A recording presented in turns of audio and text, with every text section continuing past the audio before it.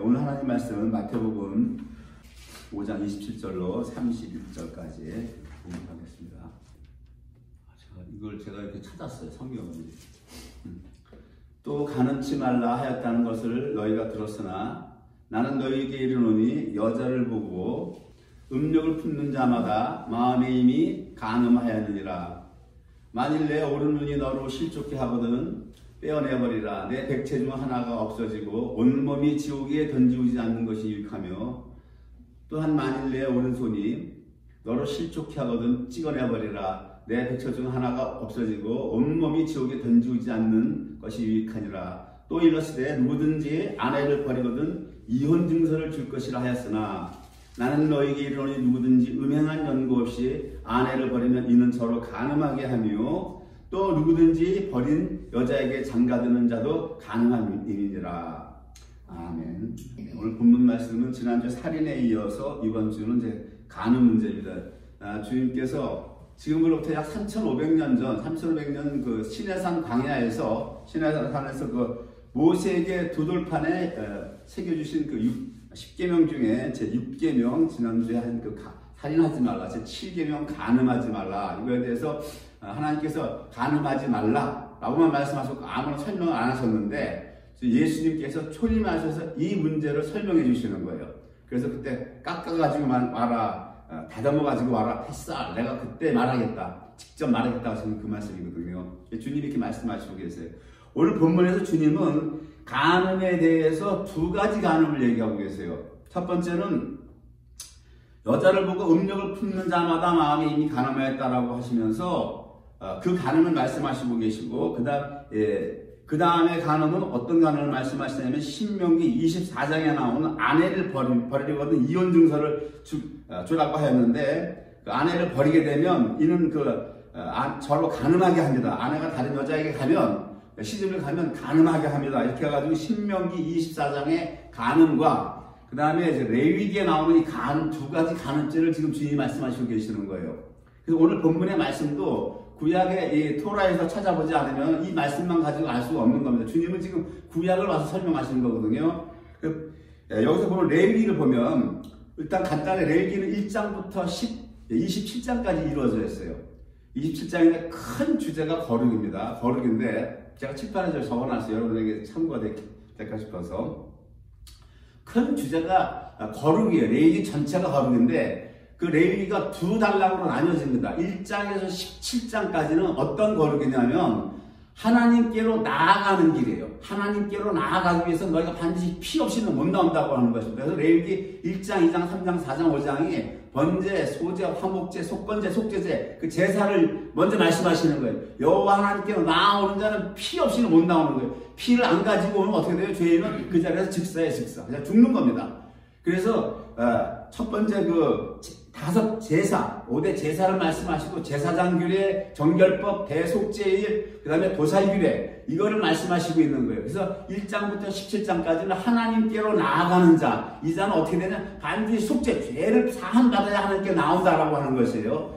그 다음에 레위기 18장부터 나머지 27장은 어떤 것이냐면은 이제 하나님께 속죄함을 받았잖아요. 하나님께 속죄함 받은 백성은 이제 하나님과 동행해야 된다는 거예요. 하나님과 동행해야 되는데 이 주제는 뭐냐면 회복이라는 겁니다. 죄된 백성이 그 그리스도의 피를 예표하는 동물의 피잖아요. 그 동물의 피는 앞으로 오실 예수 그리스도의 피를 예표하는데 그 피로 속죄함을 받은 백성은 회복이 됐다라고 하는 거예요. 회복된 백성은 회복된 백성으로서 하나님과 동행을 해야 되는데 그 동행해야 되는 첫 번째 조건이 18장에 나오는 가나안 규례를 주시고 계세요. 이 가나안 규례부터 쭉 나오는데 이것은 주제가 하나님과 동행이에요. 회복이고 이것은 신혼으로 향해 갑니다. 이 전체가 한 가지 주제는 거룩인데 두 가지로 나뉘는데 하나는 하나님께로 나아가는 길. 나아가는 길에는 반드시 죄를 사함받아야 되는 속죄가 있어야 되고 거기에 반드시 피가 따른다는 것입니다. 18장에부터 나머지는 하나님과 동행하는 거예요.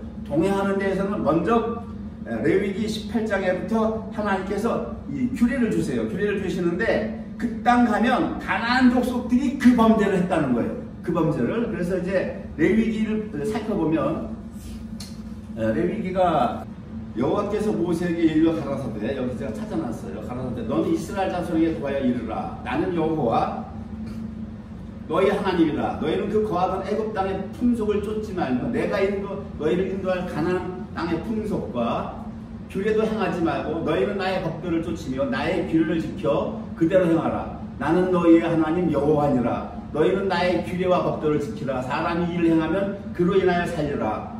나는 여호와니라. 너희는 골육지치를 가까이하여 그 하체를 범치 말라. 나는 여호와니라. 즉 가나안 족속들이 이렇게 성범죄를 하는데 이걸 쫓아가지 말라고 하는 거예요. 이것이 하나님께서 너희가 나와 동행하는 데 있어서 첫 번째 걸림돌이 된다고 하는 거예요.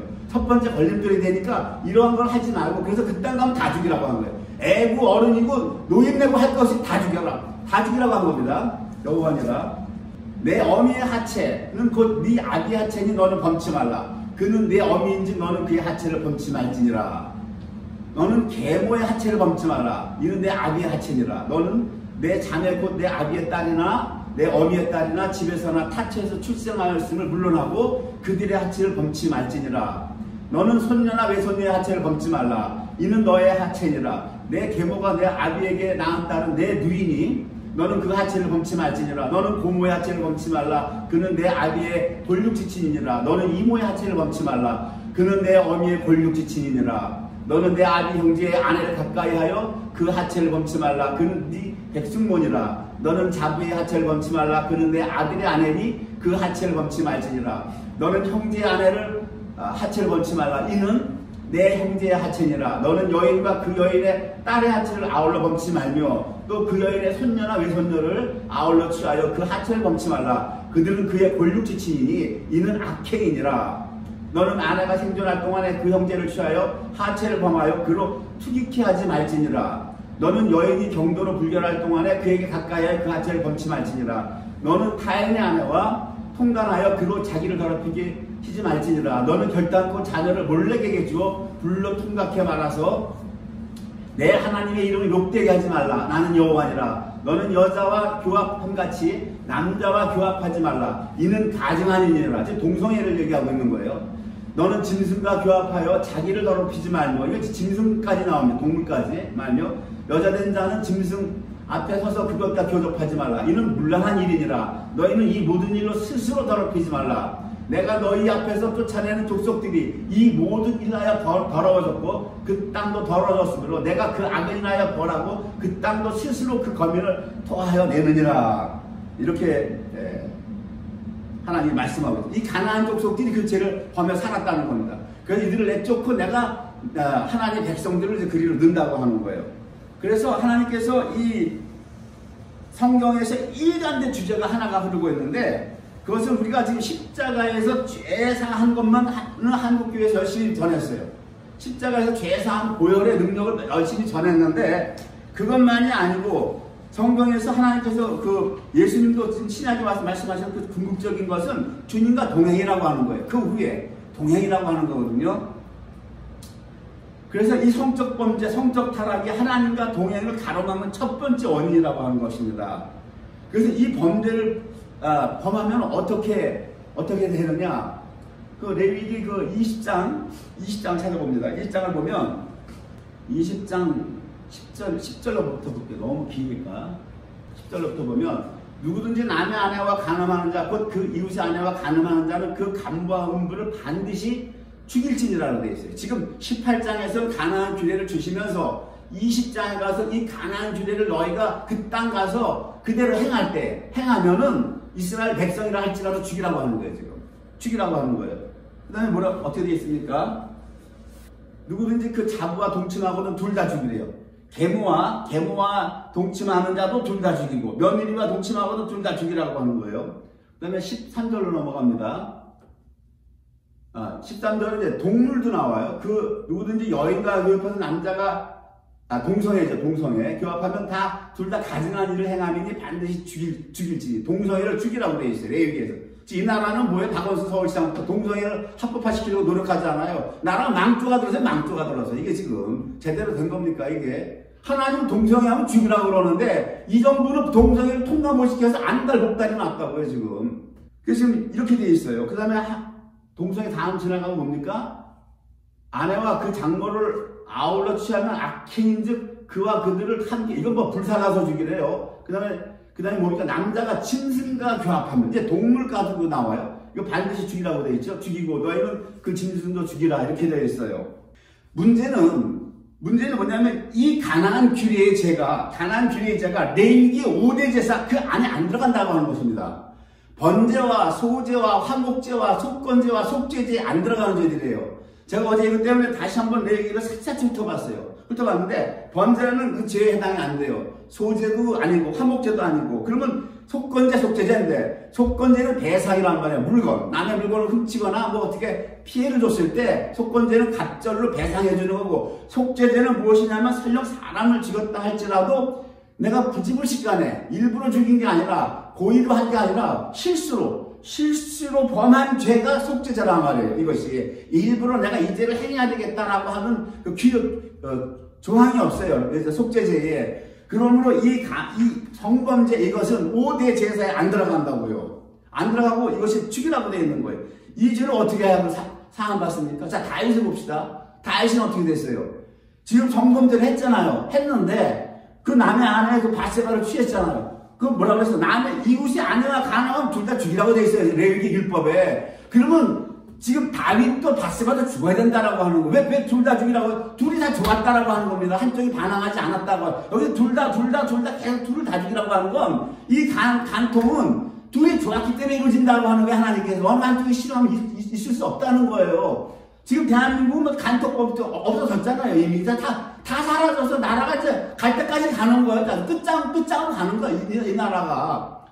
그 다윗과 바세바 죽이라고 되어 있는 거라고요. 지금 이 레위기 이 법에 의하면 죽이라고 되어 있는 거예요. 근데 다윗이 어떻게 합니까? 날마다 눈물로 침상을 적시자 회개하잖아요. 회개밖에 없는 거예요. 이거는 5대 제사에 안 들어가는 죄들이에요. 5대 제사에 이 양의 피와 수양의 피로 못 사는 죄라고. 이걸 아셔야 돼요, 여러분.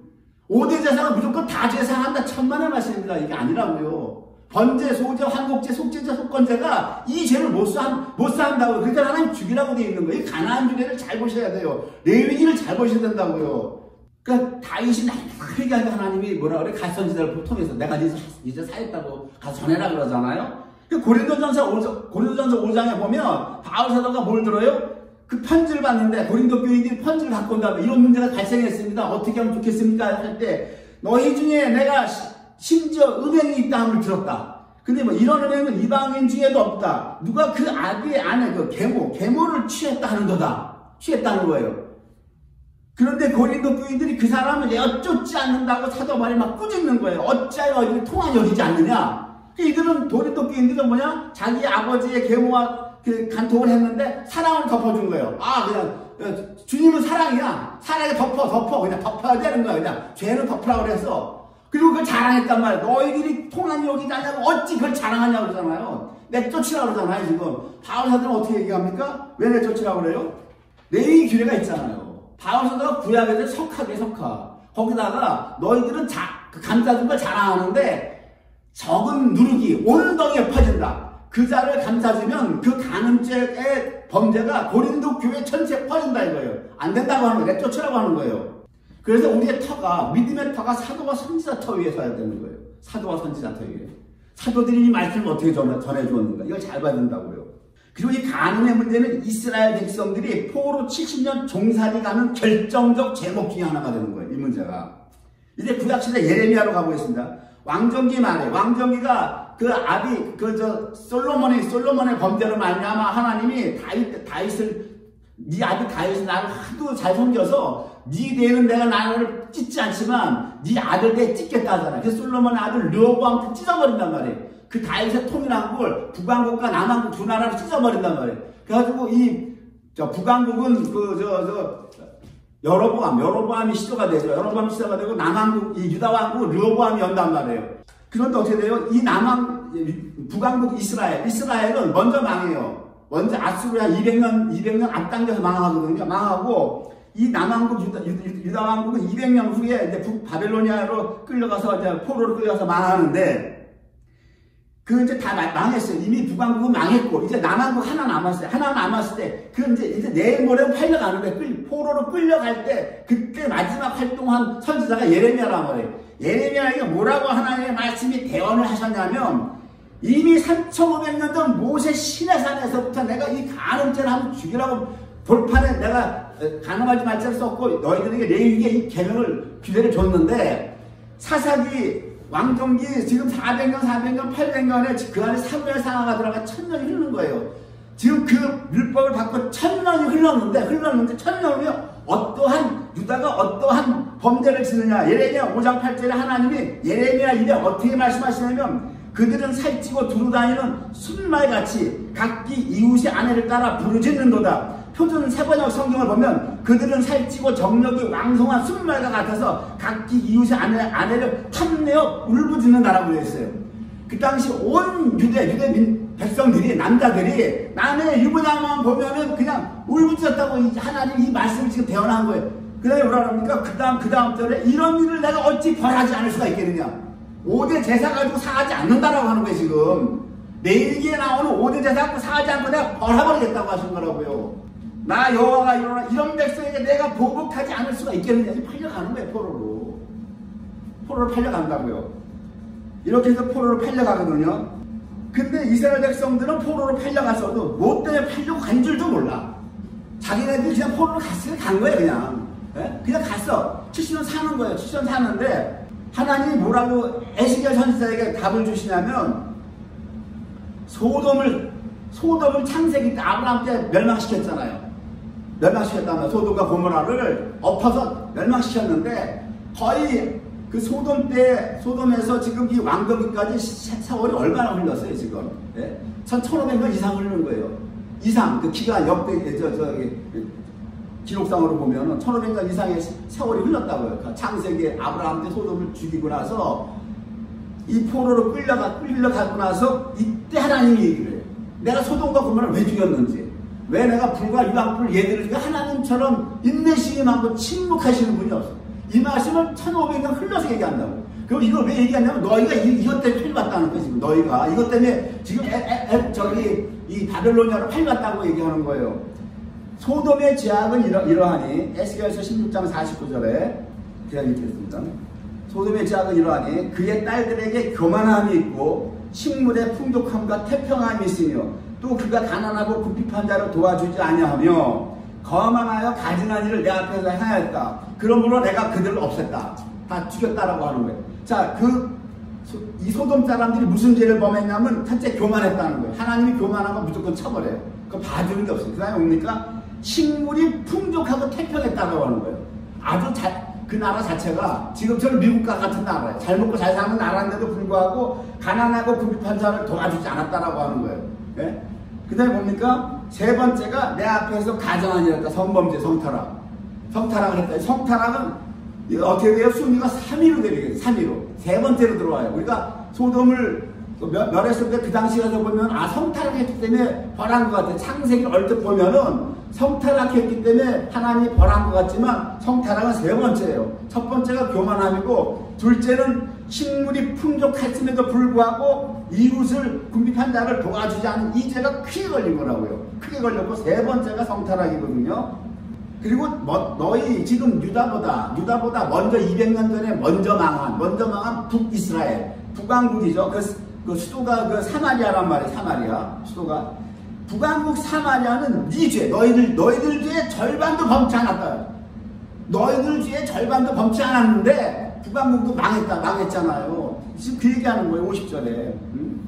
그럼 여기서 보면 아이러니하게 지금 소돔이 이러한 대로 하나님이 불과 유황불로 죽였는데 뭐라고 해? 남한국 유다 너희는 이거야. 이 소돔과 고모라가 더한 죄를 졌다는 거예요. 그냥 너희는 교만했고 식물이 풍족해도 도와주지 않았고 성범죄를 했고 소돔은 요새밖에 없잖아. 여기 남한국 유다는 뭐가 플러스가 되니까 다른 신들을 섬기고 거기에 플러스 추가로 우상을 섬겼고 막 들어가는 거예요. 소돔의 죄는 아무것도 아니라는 거예요. 소돔과 고모라의 죄는 지금 유다 이스라엘 하나님이 예루살렘을 가장 사랑했잖아요. 북왕국보다 남한국을 더 사랑했는데 북왕국은 니들 죄의 절반도 안 졌어. 소돔과 고모라는 니들 죄에 비교하면 게임도 안 된다고 하는 거예요. 니들은 소돔과 고모라의 죄에 플러스 추가해서 다른 신을 섬겼고 우상을 숭배했고 10계명이나 계명은 다 어긴 거 아니에요. 예를 들어서. 네?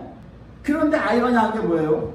하나님이 이 북왕국은 팔려가서 못 돌아와요. 끝나는 겁니다. 못 끝나요. 끝나버려요. 소돔과 고모라가 멸했죠. 멸해서 하나님 다시 살렸으니까 그걸 끝나는 거예요. 완전히 멸망이에요. 근데 뭡니까? 더 죄를 지은 이 민족, 이 북이스라엘, 남유다를 향해서 하나님을 포로에서 돌려보내는 거예요. 다시. 참 아이러니하잖아요.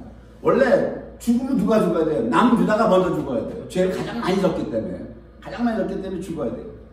왜 남유다를 돌려보내십니까? 구원의 언약이 어디로 흐르냐를 잘 봐야 됩니다. 구원의 언약이 남유다 백성, 그 다윗에게 길을 부었잖아요. 다윗으로 인해서 내가 메시아를 보낸다 그랬잖아요.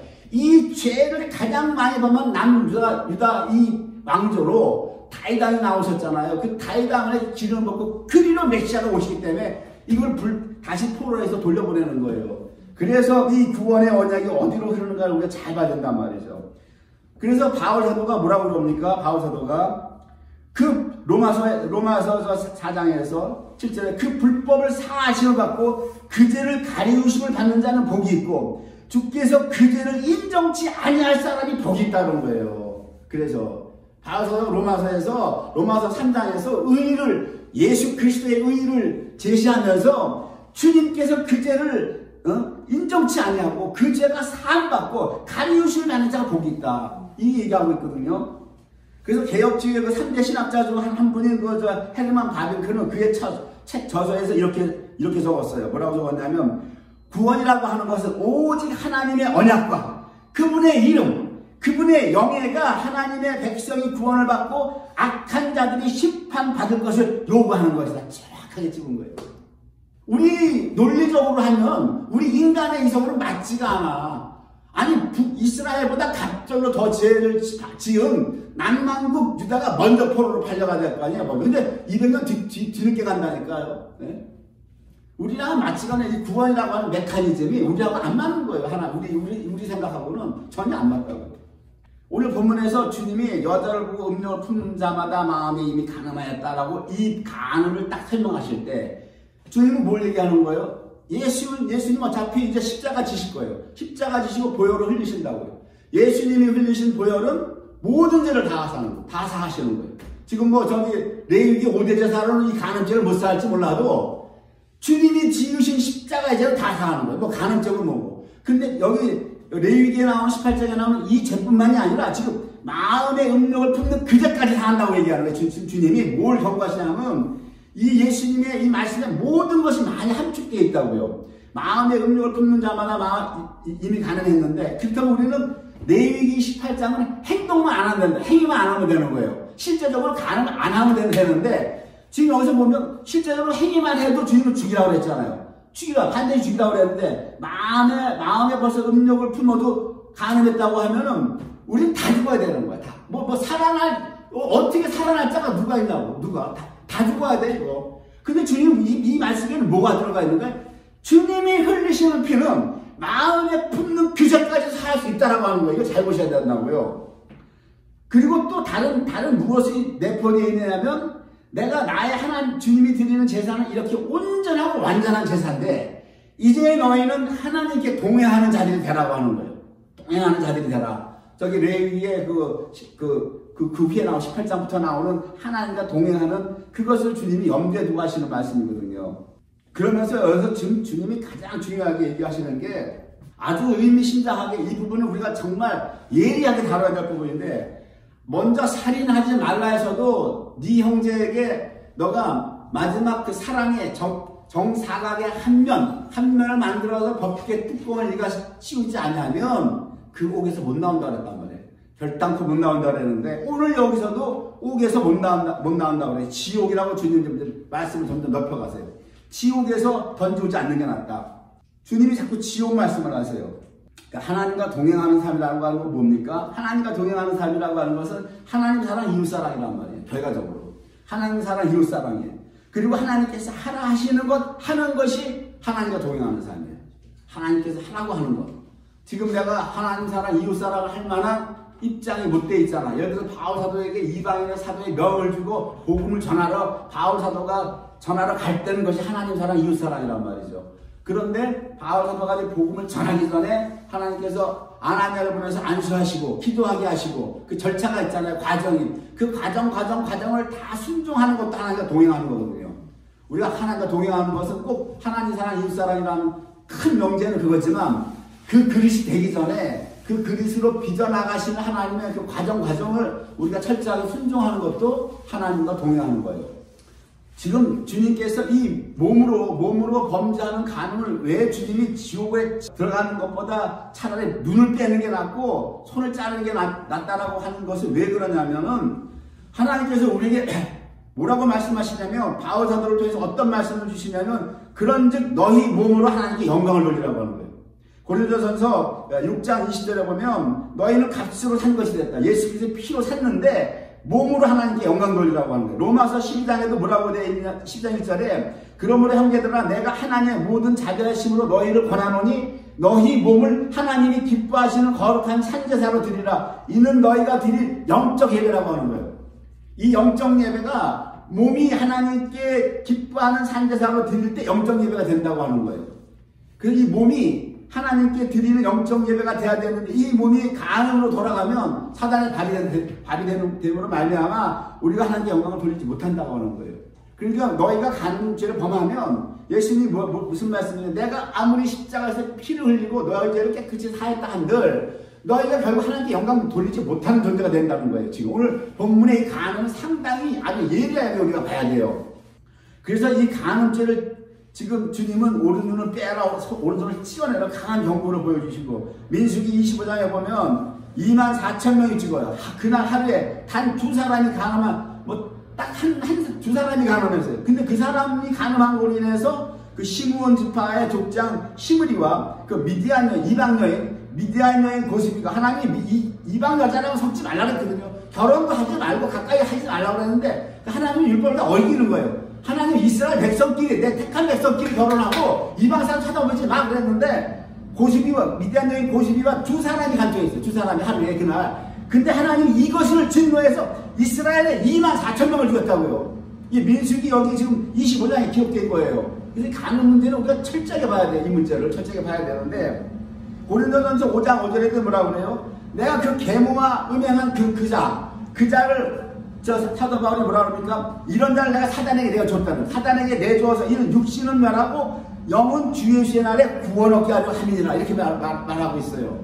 상당히 어려운 부분입니다. 이 부분이. 자, 사단에게 내줬다는 게 뭡니까? 바울 사도가 교회에서 출교시켰다는 거예요. 출교. 나가라 이거 나가. 너 나가. 내 안 쫓은 교린도 교인들을 꾸짖으면 내가 보내라. 이 사람이 교회에서 출교를 당하면 세상 나가 살 때 어떻게 살까? 사단에 밥되는 거예요. 결국 밥되는 겁니다 이게. 그러니까 육신은 멸한다. 육신은 멸하는데 뭐라고 얘기해? 영은 주 예수의 날에 구원 얻게 하려니라 그래. 바울 사도는 구원을 영과 혼과 육으로 딱딱딱 나눠서 얘기하고 있다. 그 때문에 우리가 구원을 얘기할 때 뭉뚱그려서 하나를 보면 큰일 나는 거예요. 이게 큰일 나. 오늘날 구원론이 하나를 뭉뚱그려 보니까 왔다 갔다 헷갈린다고요. 네? 영의 구원이 있고 혼의 구원이 있고 육의 구원. 육은 나중에 우리가 부활을 얻어야 되고 혼은 지금 이 땅에서 우리가 구원을 이루어 나가라고 빌립보에서 바울서 계속 얘기하고 있고 영은 뭐예요? 구원을 받았다고 하는 거예요. 영은 우리가 구원을 받았다 이렇게 얘기하는 거예요. 지금 마태복음 25장에 보면 하나님께서 오른편을 양이라고 그러고 예수님이 이제 왼편을 염소라고 그래요. 왼편 염소는 영영한 지옥불에 들어가라고 오른편 양은 하나님 나라를 상속하라고 그러거든요. 하나님 나라를 상속하라고 그래요. 주님이 지금 네 오른손을 잘라라 오른눈을 빼라 그러죠. 이 얘기하는 건 뭡니까 지금? 이미 너는 내 피로 속죄가 된 하나님 나라 하나님 백성이라고 하는 거예요. 오른쪽을 표현하잖아요. 주님이 네 오른손이 범죄하는 걸 빼내라고 하잖아요. 네 오른손이 범죄하면 잘라내라고 하는 이 속에는 주님이 오른쪽을 얘기한단 말이에요. 오른쪽 그 의의 백성이라고 하는 거예요. 네 왼손을 잘라라 왼눈 뽑으라는 얘기 안 해요. 왼쪽은 어차피 지옥불로 들어가는 거예요. 이거는 왼쪽은 염소들은 마태복음 25장에 보면 그렇게 되어 있거든요. 그러니까 주님이 이 말씀을 선포하실 때에 주님께서 오른쪽을 사용하잖아요. 넌 이미 구원받은 백성이라고 하는 거예요. 구원받은 백성이니까 그런 간음을 하지 말라고 하는 거예요. 문제는 우리가 간음죄를 범하면 과연 오늘 본문에서 가장 중요한 것이 주님이 말씀하신 이것이 경고에 끝나는 거냐, 경고로 끝나는 거냐, 이 문제를 심각하게 받지 않는다고요. 그러므로 이 문제를 어떻게 받아들이느냐가 엄청 큰 문제가 되는 거예요. 지금 구원론에 있어서 자, 택한 자는 그리스도의 피로 속죄되었기 때문에 절대로 구원을 잃지 않는다. 구원받는다. 그러므로 지옥 안 간다. 지옥 안 간다. 이게 거의 이제 칼빈의 장로교의 신학 교리에 감리교 교리는 어떻습니까? 아니다. 택함 받은 자도 구원에서 탈락할 수 있다. 탈락할 수 있다. 이렇게 보거든요. 오늘날에 이게 대세란 말이에요. 이게 택한 자도 지옥 간다. 이게 대세예요, 이게. 가지고 뭐 유명하신 그 신학자들이 그렇게 주장하니까 다 껌뻑 다 가버렸어. 다 그렇게 받아들이는 목사님들도 왜 실력이 안 돼, 신학자들한테 안 되니까 받는단 말이에요. 그럼 과연 주님이 이 말씀을 왜 하셨는가? 보셔야 된다고. 그리고 이걸 구약을 봐야 돼요. 민수기 23장 19절에 보면 뭐라고 말씀하시냐면 하나님은 인생이 아니시니 시건치 아니하신다. 시건이라고 하는 이 히브리어 말이 거짓말이에요. 거짓말하지 않는다라고 하는 거예요. 인자가 아니시니 사람이 아니시니 후회가 없으시다. 어찌 그 말씀하신 바를 행치 아니하시며 어찌 하신 말씀을 실행치 아니하시랴. 이렇게 되어 있단 말이에요. 예수님이 괜히 너 이거 뽑고 자르고 지옥불 들어가지 말라가 주님이 그냥 경고를 하는 말이 아니란 얘기예요. 심심풀이 땅콩을 하는 말이 아니란 얘기입니다. 지금 민수기 23장 19절에 보면 또 이사야서 55장 11절에 보면 내 입에서 나가는 말은 하나도 헛되이 내게로 돌아오지 않는다는 거예요. 다 나의 뜻을 이루면 나의 명하여 보낸 일에 형통한다고 하는 거예요. 그러니까 하나님이 하신 말은 헛되이 돌아오지도 않고 하나님은 거짓말을 안 한다고. 아브라함에게 뭐라고 그래요? 본토 친척 아비집을 떠나가라. 내가 너를 반드시 복주리라 하셨잖아요. 하나님은 그 말씀을 시원치 거짓말하지 않는다는 거예요. 그 아브라함을 복받고 받는다는 거예요. 실제로 받았잖아요. 그 다음에 또 에서 족속 말라키 보면 뭐라고 그래? 에돔 족속을 나는 너희를 미워했어. 나는 너희를 멸망시켜. 그대로 가는 거예요. 하나님은 시원치 아니하신다는 거예요. 하나님이 사랑의 하나님이시대. 왜 그러냐고요? 정말 하나님의 사랑으로만 보면 안 되는 거예요.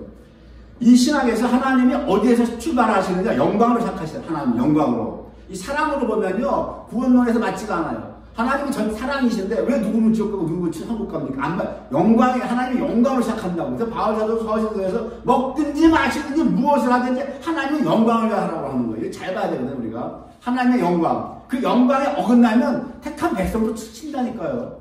하나님께 받아본 사람 다 알잖아요. 하나님이 사랑이 택한 백성 왜 때립니까? 그분의 영광이 먼저예요. 영광 아래에서 사랑도 있는 거예요. 영광 아래에서.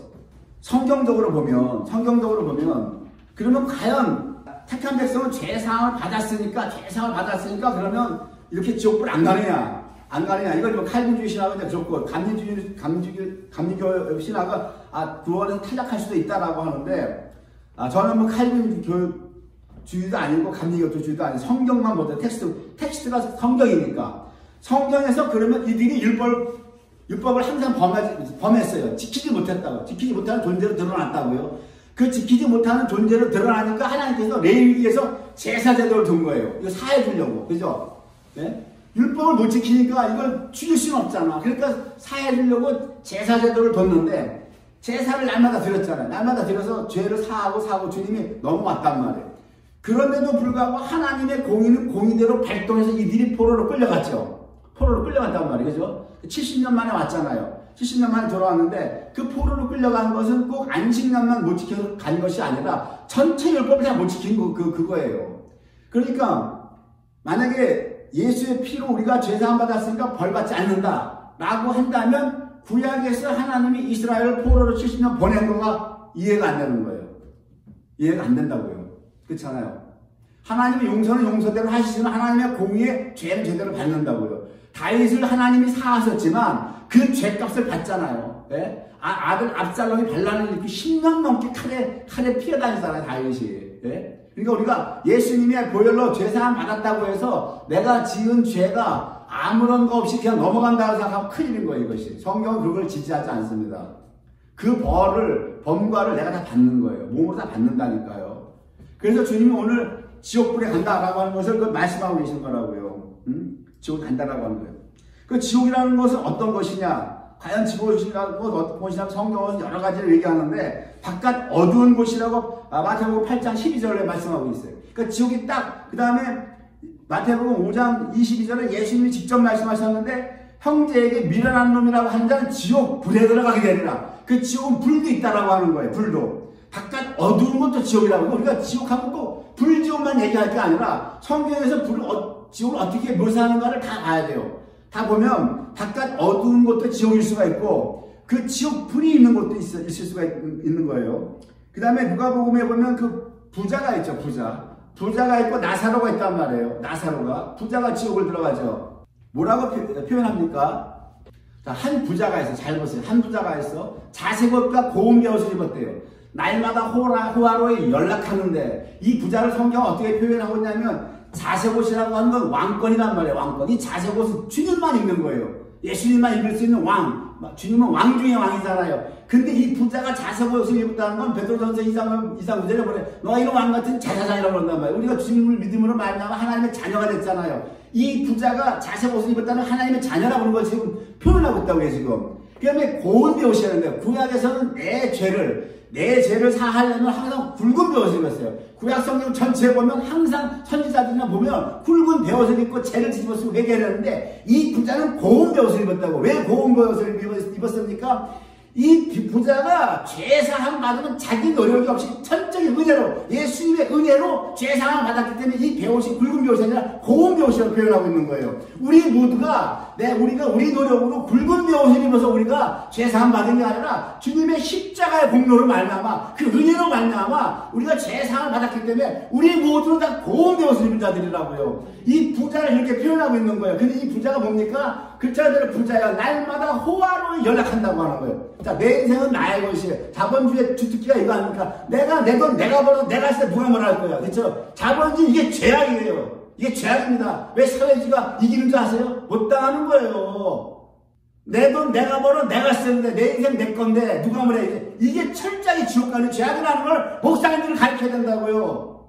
자기 교회 성도들에게. 자, 나사로는 또 다른 형제예요. 하나님 아래에서 예수 그리스도 안에서 두 형제를 보여주고 있는 거예요. 두 형제를 나사로라 이름한 한 거지가 이 사람은 얼마나 없는지 주님이 뭐라고 표현해? 거지래. 거지 헌대를 핥으며 그 부자의 대문에 누워서 부자의 상에서 떨어지는 것을 배불려. 아니 상에서 떨어져 흘려봐 얼마나 흘리겠냐고. 사람이 먹다가 흘려봐야 부스러기 그거를 먹어서 배불리라고 하네. 심지어 뭡니까? 개들이 와서 그 헌대를 핥더라고 하는 거예요. 자, 죽어서 어떻게 돼요? 거지는 천사들에게 받들려 아브라함의 품에 올라갔어요. 구원받았다라고 하는 겁니다. 부자도 죽고 장사되면 자, 우리는 죽음 다 끝났다고 그래요. 죽음은 세상 사람은 죽었으면 끝나. 천만의 성경은 아니라고 그래요. 죽어서 끝난 건 아니야. 저가 음부라죠. 자, 음부 지옥이란 말입니다. 지옥에 갔어요. 하데스. 고통 중에 눈을 들어 멀리 아브라함과 그의 품에 있는 나사로를 보고 불러 가로되 아버지 아브라함이여 나를 긍휼히 여기서 이 부자가 아버지 아브라함이라고 부른 자체에서도 이 사람은 벌써 하나님의 자녀였다라고 하는 거예요. 그런데 자기가 부자인데 이웃사랑 형제사랑을 안 했잖아요. 지금 여기서 부자가 나가서 세상에 없는 그지한테 베풀지 않았다고 지옥 갔습니까? 아니란 말이에요. 그래서 오늘날 목사들이 세상 나가 빚된 생활하나 소금자 새빨간 이거 일본주의 복음입니다. 아니 주님은 네 형제가 누구야? 내가 피 흘려서 값주고 산 사람이 우리 형제잖아요. 십자가 아래서 같이 하나 된 형제. 그 형제에게 네가 긍휼을 베풀지 않을 때 지옥 간다고 그랬지. 그러니까 전부 오늘날은 복음 인본주의야. 세상 나가 소금자라 세상 나가 빚자 그런 말 없다니까요. 내 교회에 있는 가난한 형제에게 그렇게 행했으므로 뭡니까? 지옥 갔는데 이 사람 뭐라고 그래요? 그 나사로에게 손가락에 끝에 물을 찍어 내 혀를 서늘하게 해달라. 내가 이 불꽃 가운데 불이라. 이 지옥 불이 있죠. 불 있다라고 하는 겁니다. 그러면 여기서 결론을 내어야 돼요. 마가복음 9장 48절에는 그 지옥을 어떻게 말씀하고 계시냐면 거기는 구더기도 죽지 않고 불도 꺼지지 아니하느니라 이렇게 되어 있거든요. 그런 주님의 이 말씀이 구약의 말씀 하나님 인자가 아니하시니까 시원치 아니하신다. 그러므로 말하면 하나님의 말씀은 내 입에서 나간 말 하나도 헛되이 떨어지지 않는다고 하셔. 이 모든 말씀을 정황적으로 보면 하나님 사랑 이웃 사랑하지 아니하면 우리가 예수 그리스도의 보혈로 제사를 받았다 하더라도 지옥 간다고 하는 겁니다. 저는 이거 분명히 믿어요. 저는 제가 새벽 기도하면서 이거 받았어요, 제가. 갑니다. 그런데 문제는 어떻게 되냐면, 감리교회나 이런 데서는 그거로 구원이 끝이다, 탈락이다라고 하는, 완전히 끝났다라고 하는데 그게 아니라고 하는. 이 지옥불이 있고, 요한계시록에 보면 주님이 마지막에 최후 심판하는 그불은 이 지옥불이 아니라 불과 유황못이에요. 불못. 그 계시록에 나온 최후 심판에 나오는 그 불못하고 이 지옥불은 다르다는 걸 아셔야 돼요. 성경은 두 가지를 얘기하고 있거든요. 사람이 죽어서 주님이 최후 심판할 때까지 믿는 자는 두 군데 가는 거예요. 하나는 십자가에 달린 강도처럼 주님이 네가 오늘 나와 함께 낙원에 가리라. 낙원을 가든지 형제사랑 이웃사랑을 하지 않아서 지옥에 가든지, 그것이 지옥불에 들어가든지 바깥 어두운 데인지 저도 모르겠어요. 그 죄질에 따라서 주님께서 지옥불에 넣는 사람도 있을 거고, 죄질에 따라서 바깥 어두운 데 있게 하시는 분도 아마 있겠죠. 나는 그렇게 생각합니다. 예? 왜 지옥이 꼭 하나라고 표현하지 않으니까 그냥 바깥 어두운 데도 지옥이라고 하는 거예요. 지옥불도 지옥이라고 하는 것이고, 어쨌든 형제사랑 이웃사랑을 안 하면은 둘 중에 하나 가는 거예요. 지옥불로 가든 바깥 어두운 데 가든 어디까지 언제까지 대기하니까 주님의 최후 심판 때까지 있는 거예요. 그래서 나중에 어떻게 됩니까? 최후 심판에서 건질맞는 거예요. 최후 심판에서 나와서 어떻게 됩니까? 마지막 불못, 유황불못, 거기 안 들어간다. 그걸 바울사도가 디모데전서에 얘기하고 있어요. 그래서 우리가 거기 설령 하나님 사랑, 이웃 사랑을 못해서 우리가 바깥 어두운데 지옥을 갔든 지옥 불에 갔든 어디를 갔든 그 자체를 보고 지금 많은 사람들이 구원에서 탈락할 수 있다라고 하는데, 탈락이 아니라 그것은 주님이 재림하셔서 천년왕국 다스리잖아요. 천년왕국까지도 거기서 대기하는 거예요. 그 고통당하면서. 천년이 끝나고 계시록에 천년이 참에 사단이 다시 여기서 놓여서 복과 마곡의 전쟁을 일으키죠. 복과 마곡의 전쟁, 요한계시록 그 20장에 나옵니다. 전쟁을 주님이 종식시키시고 최후 심판을 하시잖아요. 그때 불려 올라오는 게 쭉정이들이에요. 알곡은 이미 올라갔고 하늘나라. 그래서 주님이 뭐라 그래요? 데살로니가에서 뭐라 그럽니까? 주님 재림할 때에 들림 받는 자가 들림 못 받는 자가 있잖아요. 들림 못 받는 자는 어떻게 됩니까? 그 고통 속에 있다가 기다리는 거예요. 그래서 고린도전서죠. 거기서 또 뭐라 그럽니까? 바울사도가 각각 구원이 자기 차례가 있더라. 차례가 있다라고 하는 겁니다. 이거 잘 봐야 돼요. 구원론은요 쉽게 판단 내리면 안 돼요. 이게 성경을 샅샅이 뒤져야 됩니다. 샅샅이 뒤져서 봐야 돼요. 그래서 오늘 주님의 이 말씀은 그냥 심심해서 우리에게 심심풀이 땅으로 던지는 말씀도 아니고 그냥 경고성 말씀도 아닌 거예요. 지금 주님은 계속 한 가지 일관된 주제를 얘기하는데, 빛과 소금이야 너희는. 소금은 너희는 언약 백성이다. 언약 백성은 뭡니까? 내가 너희 의를 준다고 하는 거예요. 의를 준데 이 의는 요백에게 말씀하셨듯이 하나님이 뭐라고 하니까 네 허리를 묶어라. 의에는 반드시 생명이 있다고 하는 거예요. 주님이 주신 의에는 주님의 생명이 있다고 하는 거예요. 생명이. 그 주님의 생명을 받은 자가 의로운 자인데 그 생명이 성령이라고 하는 거예요. 성령을 받은 자가 하나님 사랑, 이웃 사랑을 하지 않고 성령을 받은 자가 육신의 정욕대로 살면은 지옥에 간다고 하는 겁니다. 이거 못 빠져나와요. 이게 심심풀이를 하는 말이 아닙니다. 이게 경고성이 아니에요. 그렇게 가는데 왜 구원받느냐? 주님의 언약이 있기 때문에, 주님의 생명이 그 속에 있었기 때문에 최종적으로 최후 심판에서 건진받는다고 하는 거예요. 이것이 바울사도가 얘기한 고린도전서에서도 얘기한 최후 나중에 불 가운데서 건진받는다. 불 가운데서 그 얘기하고 있는 거예요. 제가 지난번에 올린 동영상에 있기 때문에 그 동영상들을 보면은 알 수 있을 겁니다. 오늘 우리가 성령이 아니면은 행할 수 없어요. 그래서 오늘 성령을 왜 오순절날 옵니까? 성령이 오순절날 오잖아요. 제자들에게 그 오순절이 뭡니까? 50년이 희년이라는 말이에요. 안식년이 7번 지나가면 77이 49년 있죠. 그 이듬해가 희년이에요. 그 레위기에 보면 하나님께서 레위기에 보면 그 25장 8절에 희년의 규례에 대해서 말씀하시는데, 첫 번째 이 희년은 어떻게 되냐면 그 수양의 뿔로 된 나팔을 불고 뭘 하냐? 전국 거민에게 자유를 공포하라. 희년의 첫 번째예요. 그래 모든 소유권을 다 돌려주고 종들이 자유하게 되는 거예요. 종들이 가족의 품에 들어가고 자유하게 된다는 거거든요. 예수님이 우리의 피로 죄 사해 줬지만요, 우리 속에 아직까지 종된 거예요. 우리가 종이 되어 있다고요. 묶여 있다고요. 잡혀 있단 말이에요. 이걸 풀어주시는 분 성령밖에 없는 거예요. 그래서 성령이 희년에 오는 거예요. 오순절. 너희를 풀어주는. 자, 사랑을 하려고 하는데, 내가 이웃 사랑을 하려고 하는데 이 속에 사랑하지 못하게 하는 악한 가나안의 7 족속이 나를 붙잡고 있다고요. 가나안의 7 족속. 이걸 잘 보셔야 돼요. 어떤 성도님들은 다 은혜 받고 찬양하고 다 좋은데 헌금 얘기만 하면 싹 달라져 버려요. 왜 그런지 아십니까? 그 돈에 대한 악명이 딱 붙잡고 있어서 그런 거예요. 거기에서 풀어줄 수 있는 분은 성령 하나님밖에 없는 거예요. 그래서 성령 하나님이 희년에 오는 겁니다. 오순절에. 우리를 풀어주라고. 우리를 풀어주시려고. 사복음서를 하시고 십자가에 달려서 돌아가신 예수님도 피로 우리 죄를 사하셨는데 우리를 종에서 자유케 못하셨다고요. 그 주님이 성령을 보내시는 거예요. 당신의 생명을 보내서.